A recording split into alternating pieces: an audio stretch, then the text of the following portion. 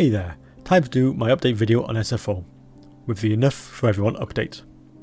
So this particular update was a bit different to previous ones I have covered, as this does not focus on one or two races, but more on overall look at the mod with lots of fixes. So many fixes that I am just going to have to give you some of the highlights. So first section we'll go through the new units, which is a few, not many but a few. Then on to a few differences in battles. And then I'll look at some actual replay, which I've created. This will talk about morale and leadership. After that, onto the campaign with some of the other changes I can mention.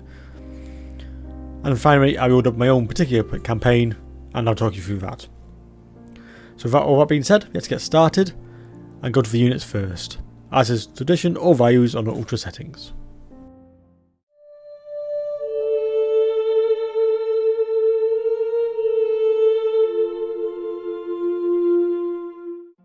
First up, with the green skins, the Goblin Spear Chukka, which I think a few of us were quite surprised it did not appear in the recent DLC. This model and unit is actually made by SFO, sorry if I butchered your name, and Chaos Robbie. So if you want to add the mod to the vanilla, you can go and find that particular mod, and I'll leave a link to it in the description of the video. So this has been balanced to SFO mod standards. Now a quick note about the top part of these cards in general. The SFO teams have removed all the old names and put in useful, quick information about that particular unit. So instead of shielded, they have the changes like I've shown here. This is across all factions, which obviously took a lot of text inputting.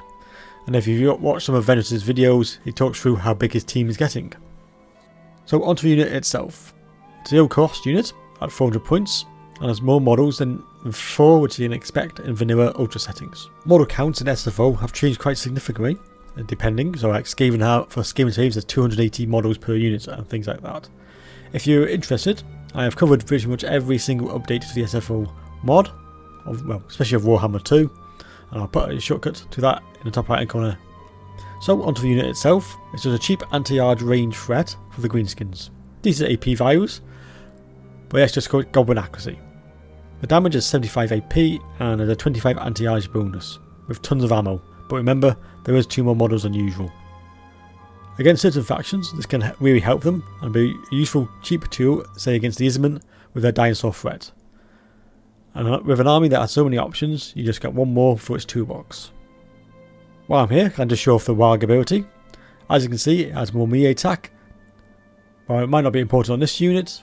I just thought I'd quickly show it, as in general it relates to the greenskins. The next unit is River Dwarves, and it is a variation of a unit which SFO has put into the mod themselves.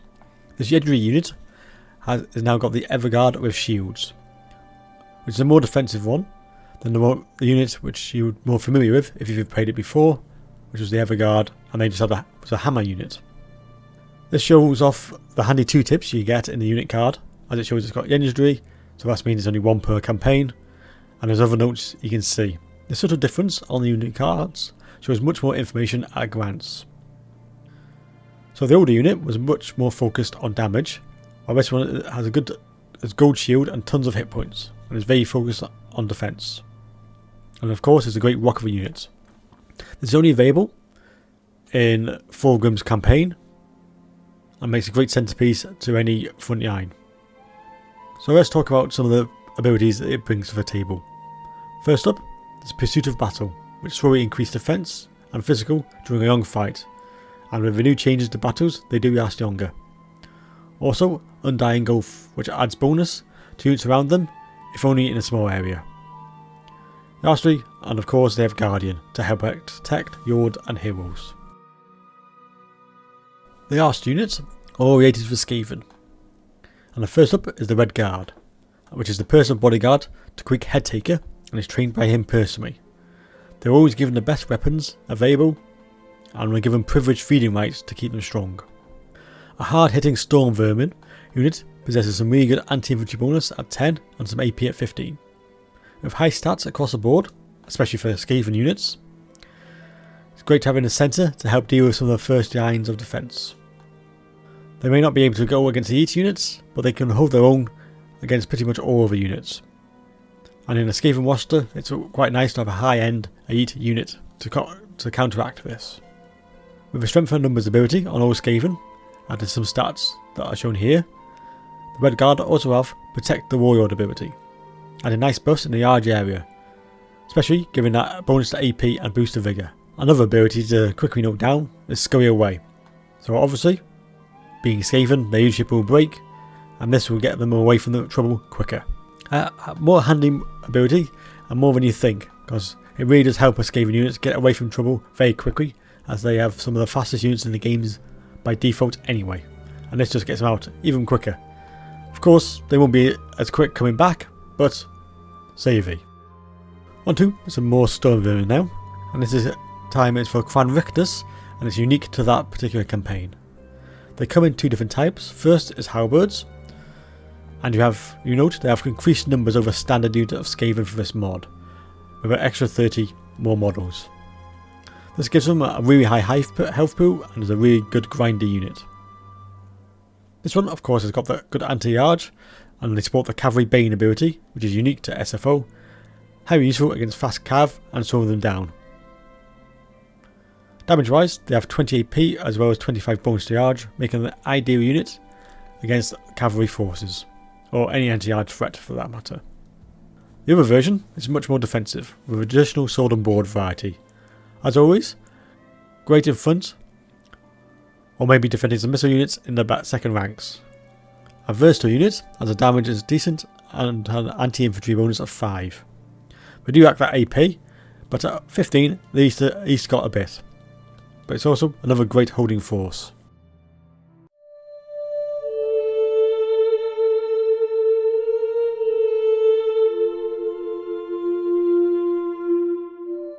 So those are the new units, so let's go through some more general changes to the battles. And one of the changes you will notice graphically are the banners. And as I go through all these other changes, I'll highlight a few of the high-end ones in the background. And as you can see, they look awesome, and something I never realised I wanted in this game until now. In large battles, they really look quite thematic, as you are marching towards the enemy with these banners held high. And to add to it, the person carrying the flag has their own unique model, usually a bit bigger or beefier than the rest. And these have been created by Chaos Robbie, and all the textures have been done by HN. So as you enjoy these banners, I'm just going to quickly talk about some of the other small changes which SFO have done. There's quite a lot, so if you have the notes, which I'll provide a link to, you can read about them in more detail. But I'll just highlight a few now. Health is increased across the board by 10 to 20%. This is to make the battles last longer, and I'll be talking a bit more about that in a bit. Ammunition has also been increased. Anti-charge bonuses on missile weapons have been increased by 25 to 50%, so a large difference there. Mana cost for summoning is a small 10% increase. Also, summoned units don't decrease in health unless the overall wounds of magic is below 50%, and on some other units just to have the stats debuffed. Decreases around single entities, such as missile resistance lowered by 5 to 10, Vigor lost by minus 10% when they drop below 50%. This changes single units, as SFO thought they were a bit overpowered and dominated the battles a bit too much. Gyrates have been changed when it comes to acceleration speed, turn speed and mass across the board. And one last note about the sieges: the towers have suppressed fire, slowing down units they hit by 40%, making sieges a bit more interesting. And also, just a quick note and a reminder, in SFO, a lot of monstrous units have the wall break abilities, just to make the sieges even more interesting. So with all that being said, let's move on to a couple of replays which show the changes to morale and leadership.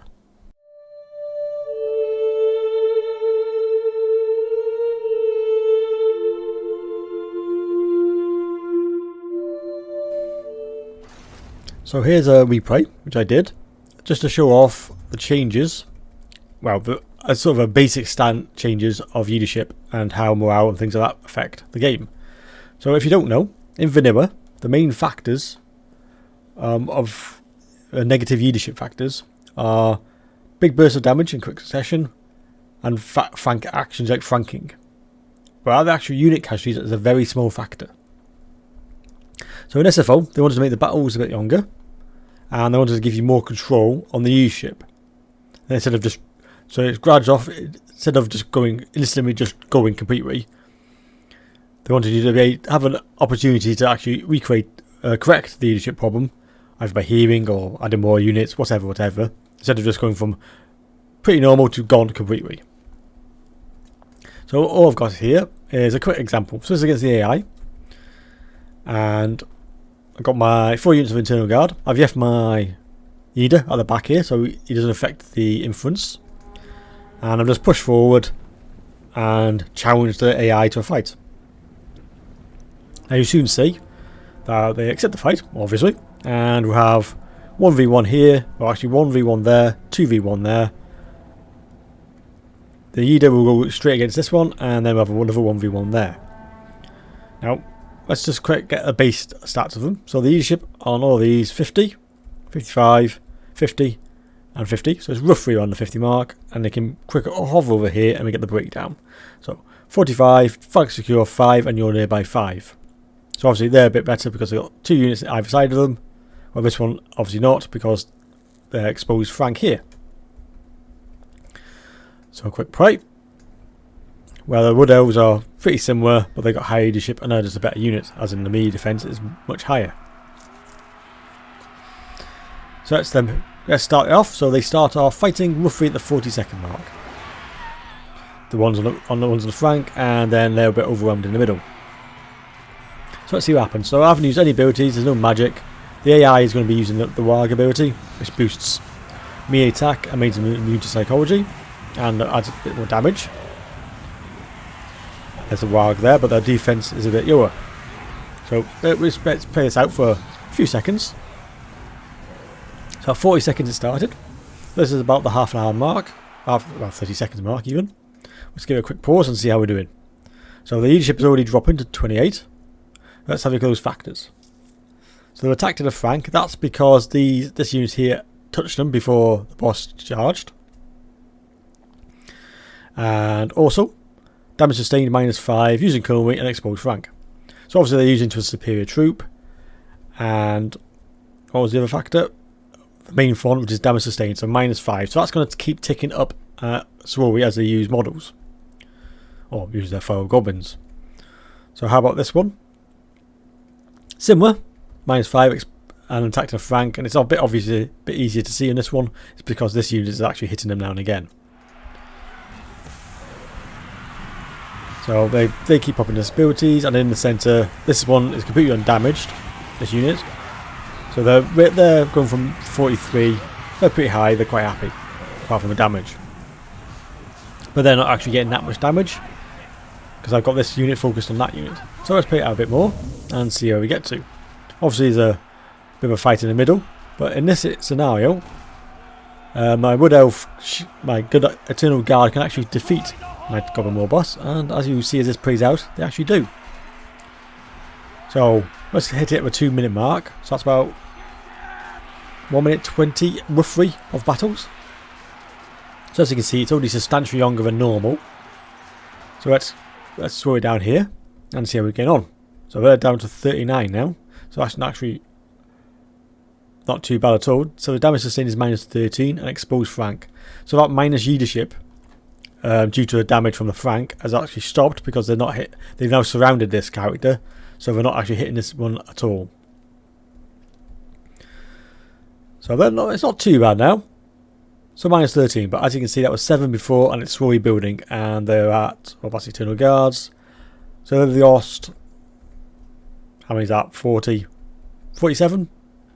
Let's have a look at the far, yeah, flank. Well, my right flank.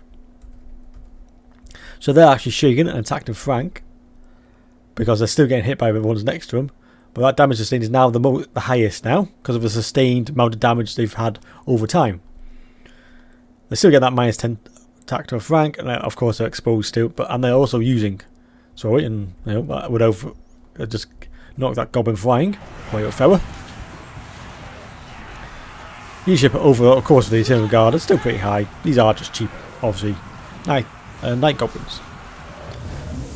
So we're getting close to them. Going to both these edge units, or the flank units, are both going to start wavering soon.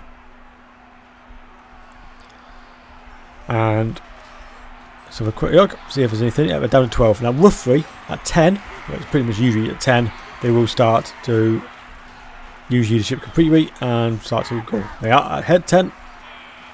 They're not happy. So let's slow it down again. And let's have a look. Let's see what the damage sustained now.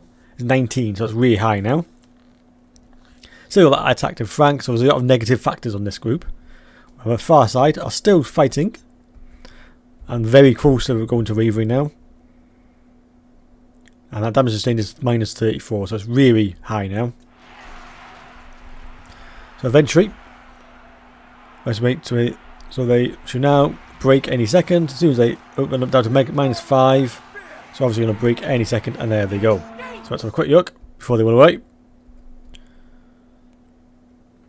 So the damage sustained is 34, so their base is 45, so they're very close. And with these extra factors, that's fine. We've done it for those poor goblins. Again, we're going to have the same thing over here. At 11, minus 34, and any second they will break. Let's just wait. Imagine we sit here and get them break. Watch the frag. Any second. We'll see what refining tips over edge. Oh, there they go, gone. And that damage sustained minus 54, so that jumped up high. So that is because, if you noticed, their model count has gone back down below 50%. So that's really just triggered it completely. So for a quick play now, I moved this unit into attack here now. So let's check this one. So that's at 38, and then no, not 38. They are minus 3. So the longer they stay at that negative level, the worse it's going to be, and then finally they just drop because I've pushed in extra units. So there you go. So that's one of the changes they made to make the battles yard stronger. There also were a fair few which have just been over, like more hit points to units and things of that nature. So I'm now going to load up another scenario, similar, but I'm going to have some more flanking units. That means I can push around and actually break them a bit quicker and show. So this took 4 minutes to get to the stage, and then we're breaking around the 3-minute 20 mark, give or take. So let's move on to the other video. So here we are with the replay number 2. This time I've added a few more units. Well, 2 units to be exact. I've added some war dancers, so a bit of flanking attacks. So I'm going to set up again. So I'm going to move the Wood Elves back into the same position, and we're going to move the Eternal Guard both in the same position as before, but we're going to flank the Goblins. So let's just fast forward because you've seen this bit and you already know what's going to happen. So there you go, a nice even split this time.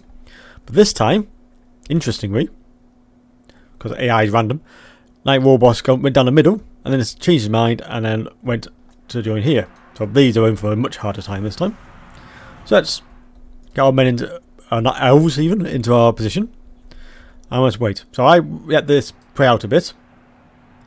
And I moved one right into the rear, and here comes the attack. So I moved one right into the rear and one just to the right of them. So at the moment, lost the leadership. 25. Not bad. What those are doing? Attack right, damage sustained using Conway. So they're obviously struggling. And how are these? Pretty similar. Attack to Frank, damage sustained, you're nearby. And I have my own Wood Elves, just as a comparison. They're at 58. Damage sustained, and let's go with Frank. So let's get them charging in. Here's the War Dancers. Let's just. I think I did it at roughly the same time, didn't I? Nope. I had these in first, which is good. So play it out. Here they come. Now, how many? Ooh, let's just put. Alright, so they're obviously on 0 and 199. So let's see what happens with a sudden burst of damage. So they're going to move into position. Look at that. Immediately, they're down to 1. So let's have a breakdown of that bit. So attacked him weird, attacked him Frank, damage sustained. And using Curry. So that destroyed them. Their leadership wise, but the damage sustained was still not much. But again, all about the flanking. So flanking is a big deal in SFO. As I said about the start, it's not the biggest deal because leadership and casualties. But with this sudden change with melee contact, well, that's melee contact. That's quite interesting. Because when you look down these, when you get the breakdown of stats, you realize how much is going on in the game, and that all those flank attacks have really just destroyed the leadership. And of course, these are hard-hitting units. So they routed, and they've routed. How many kills did they get? 31 in that one charge. So 31 on their own. So leadership. It's always been damage sustained. So now they've had the shock of the attacks gone through. Still got the attack. Still got the initial. And the damage sustained is building up. And now we've just got a massacre on our hands by the War Dancers. War Dancers are high heat in SFO. If you've never seen this unit before in SFO, there's only 40 of them. I think there's only 40 of them. Yes, 40 of them. Like I can say, grass cannons, they just hit really, really hard. So how many did these kill in that initial charge? 22, not bad at all. Again, same problem. And exactly the same leadership actually. 3. Let's just zoom in, do a bit of camera work, and there you go. Damage sustained, attack and flank. So before, if you went into vanilla version, let's just play this out. That would be a completely different scenario. The attack to flank will obviously be still a major factor, but the damage sustained will not be as big a factor. So this is just a quick show on what they've changed, what Venomous and his team have changed. Apparently it's one of the changes they wanted to do for a while, just to make the battles a bit younger. Just to, not to draw them out, but just to make different factors and definitely the leadership a different thing altogether. So there you go. I just thought I'd quickly show you that. Oh, we've got one more attack. Let's do one more attack. So that 30, they have quite a high leadership this time, 32. So let's have a quick look. Yep, damage sustained is still the highest, and exposed flank, and this is where they're at 68. Let's see how much they got on this charge. One died immediately there, and there, and there, and there. Let's give him a few. Yeah, and there it goes. Pretty much immediately with the damage sustained and the exposed flank. Attacked in rear and damage sustained. Almost level there, and that attacked in rear is probably going to go in a bit. And then their leadership was tank. And I did exactly the same thing over here, and they've tanked as well. So, well, that just shows you how useful flanking is in the game, and how how SFO has changed its own version to its new vision, so to speak. And the battles definitely last longer. Roughly, it depends on your fight, but I reckon a good few minutes longer, depending on who's fighting who, and obviously how good a player you are. And obviously, I'm an average player, I would say. So, there we go, and let's move on to my next section.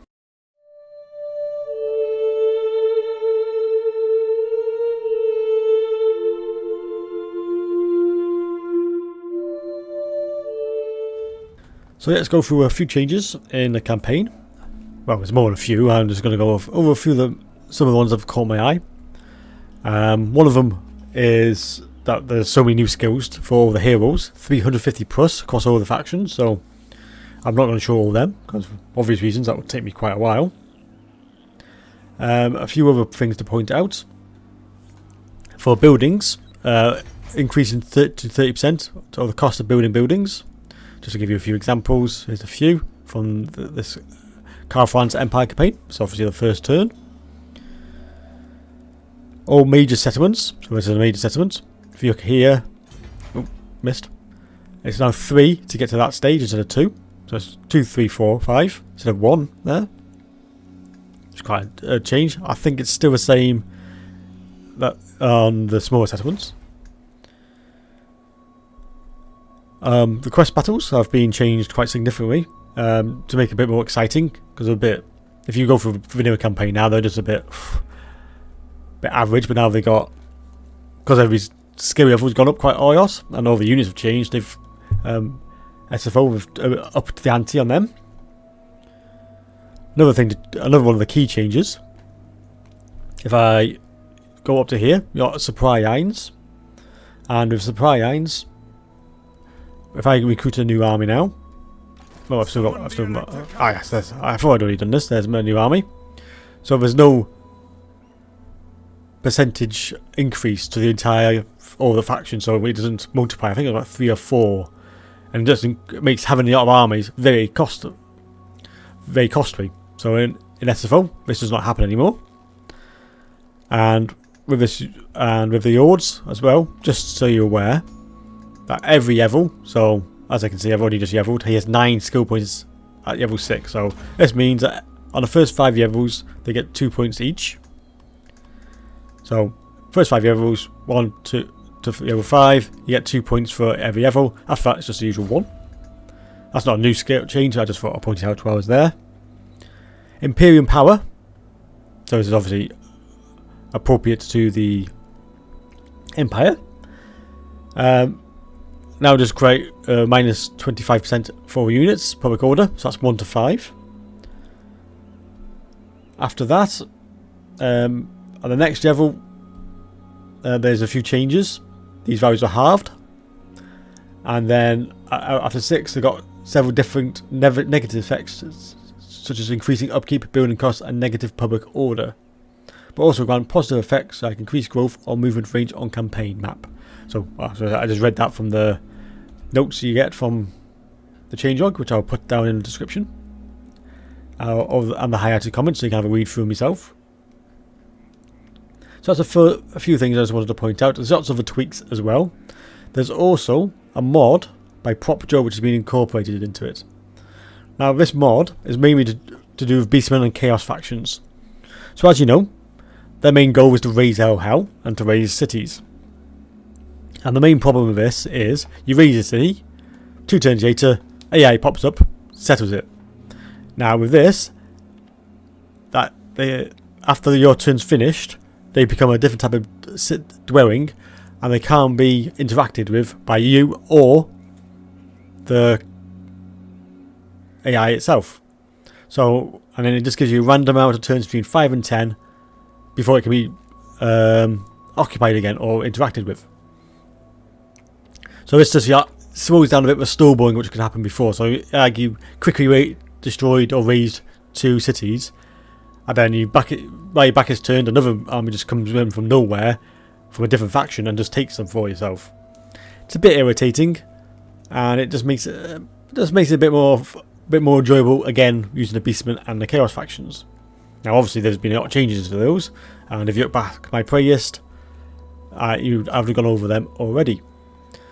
Other than that, I think that's the main points I wanted to go over.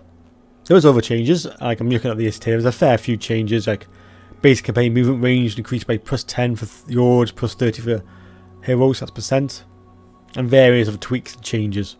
But just a quick brief overview of some of the key changes, I would say, on the campaign.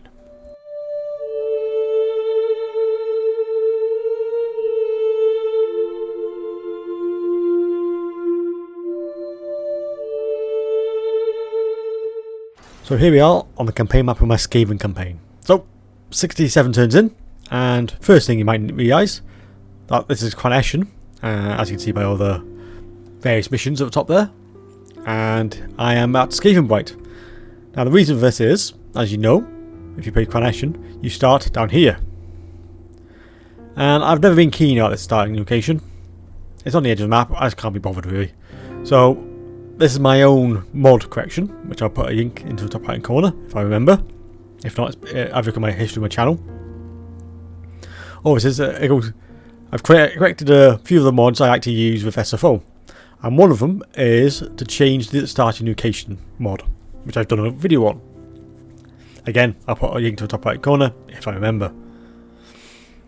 And so in this case, I wanted somewhere more central. Now, Skavenblight is actually the home of Clan Eshin, according to the lore, so I thought I'll start here. And I kicked out who usually started there. Ikit Core, isn't it? Usually starts here. I thought, sadly, tragically, he died. But, whatever. Wasn't me, honest. So, I thought let's go through here and go along. So first of all, let's go through some of the campaign changes. Now, as you've just been hearing, it doesn't matter about the supply lines. So as you can see, it's ignoring. And this is Imperium Power. So it's still quite early in the campaign here, even though it's only 67 turns. Lots has happened, to be honest. It's going a bit to and fro. So, where am I up to?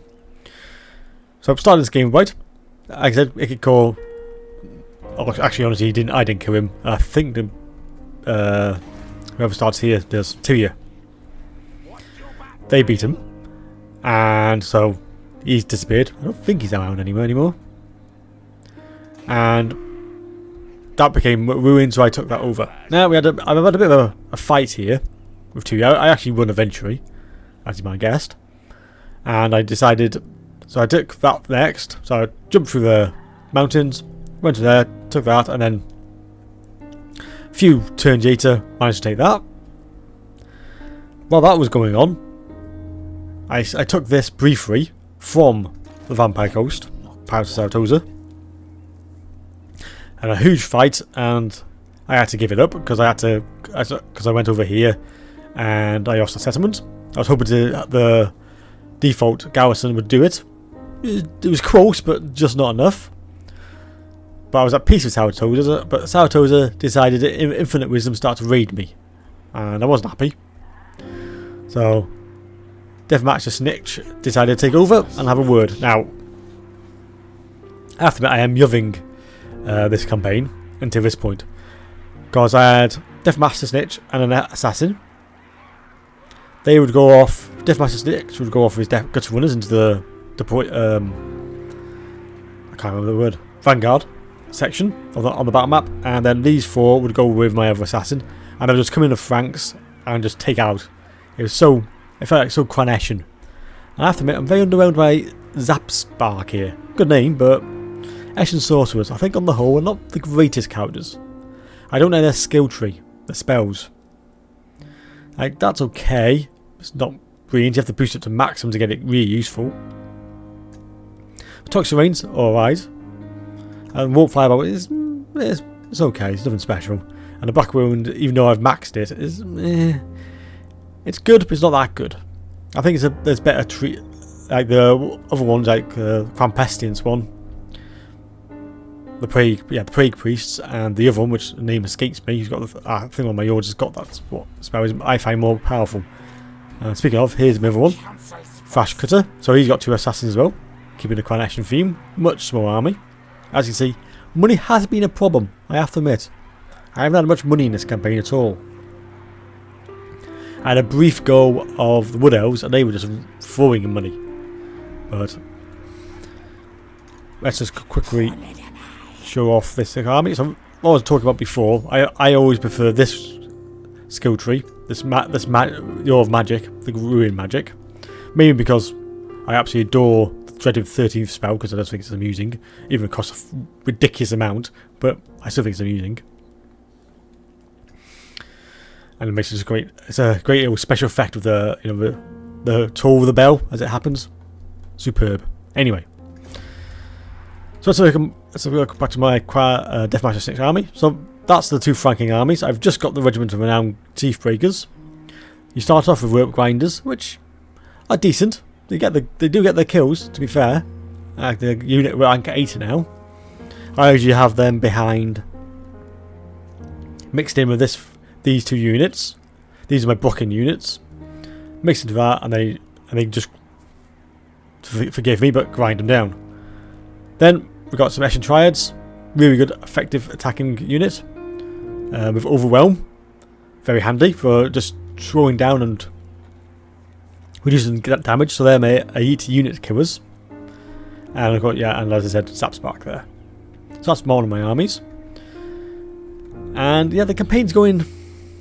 Well, it was going well. It was going really nip and tuck, and then they went and raided me, and I wasn't happy. And then I eventually regretted it because they got 3 Necrofexes here, and them, and some animated hulks. OSS Aonessa is on a crab as well, and he's on his own. Now I've actually played this battle twice, And I've lost each time. Very. Well, actually the second one I really did use. Killing these is a pain in the rear end, to say the least. It's just so irritating. I just haven't got anything anti-yarge in my ranks in this army at all. And no, I'm not counting the Quant's Rat Spears as good anti-yarge units. So I'm not sure if I can actually win it. Which means I'm going to have to start it. Maybe not start again, but it's going to be... I'm going to have to get this army up to full whack very quickly. And then get some anti-yarge units. Speaking of, have I actually got any? So we could look at Skaven Blight. I might have to invest in a Warpite cannon, some Warpite cannons, and hopefully get that up before I get overwhelmed. But anyway, that's enough for another story. So, oh yeah. So as you can see, these are very expensive. Just to point out what I've been talking about in campaigns, these are very expensive to build now. And oh yeah, if I don't think I can actually. Yeah, if you see the global stats for the recruiting units, you can see it's ridiculously high, like 9,760 for the elite ones. So you can imagine just the local ones are quite expensive, because the theory is that this part of the campaign you'd be getting quite a lot of money in. Like I said, not doing very well on the money stakes, but on other factions, I think I played a very brief dwarf campaign, and that was generating tons of money. But they're dwarves, that's what they do. So I think I will cover how my campaign is going. Thanks for watching this video. Hope you found it useful, and hope you go and give SFO a try. And I'll see you in the next one.